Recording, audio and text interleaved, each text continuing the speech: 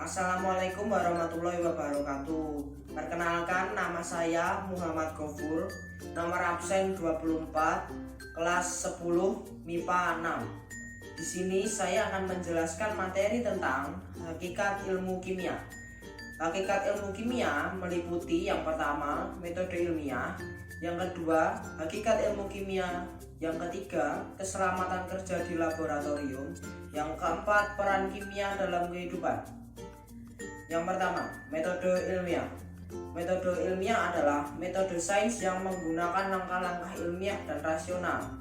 Langkah-langkah metode ilmiah meliputi yang pertama, merumuskan masalah, yang kedua, mengumpulkan keterangan, yang ketiga, membuat hipotesis, yang keempat, melakukan observasi, yang kelima, membuat kesimpulan, yang keenam, menguji kembali kesimpulan tersebut, yang ketujuh, membuat laporan. Kedua, hakikat ilmu kimia. Hakikat ilmu kimia adalah bahwasanya benda itu bisa mengalami perubahan bentuk maupun susunan partikelnya menjadi bentuk yang lain sehingga terjadi deformasi. Perubahan ini mempengaruhi sifat-sifat yang berbeda dengan wujud yang semula. Hakikat ilmu kimia meliputi yang pertama, pengertian kimia. Kimia adalah ilmu yang mempelajari mengenai komposisi, struktur, dan sifat zat atau materi dari skala atom hingga molekul serta perubahan serta interaksi mereka untuk membentuk materi yang ditemukan sehari-hari. 2. Ruang lingkup ilmu kimia. Ruang lingkup ilmu kimia mempelajari tentang susunan materi, struktur materi, sifat materi, perubahan materi, dan energi yang menyertai perubahan materi. Manfaat mempelajari ilmu kimia.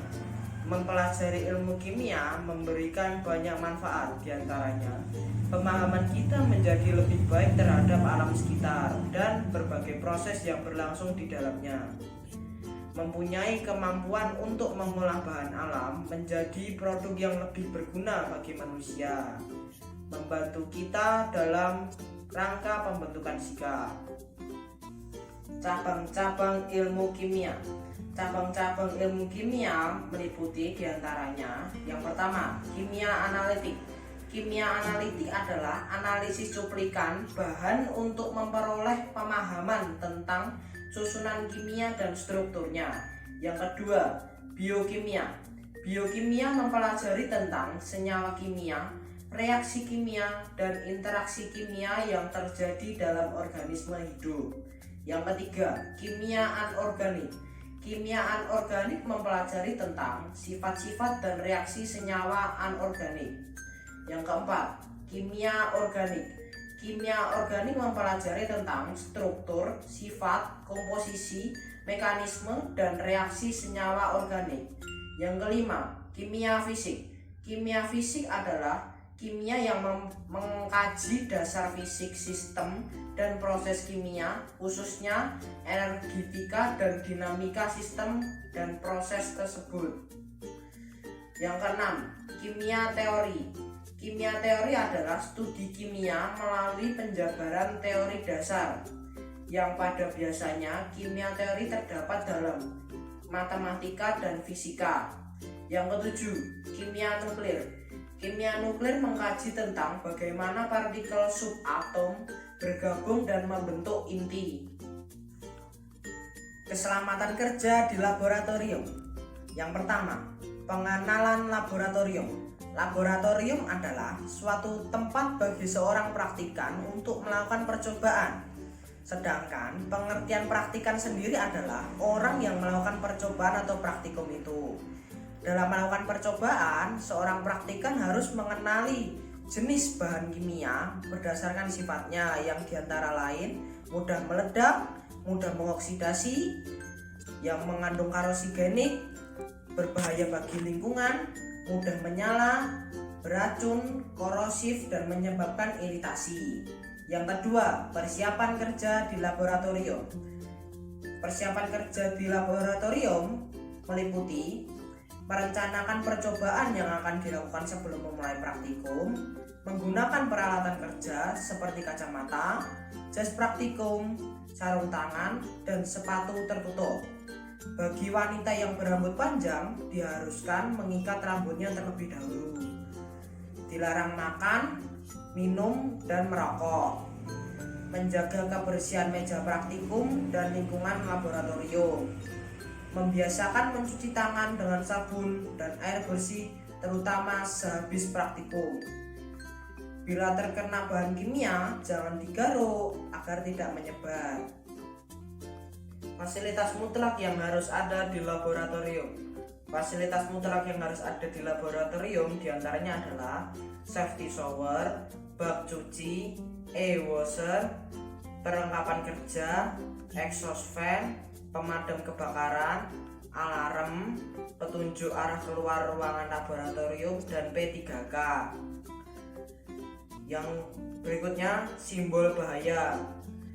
Di lingkungan laboratorium terdapat benda-benda berbahaya berikut ini. Beberapa simbol bahaya yang harus diketahui adalah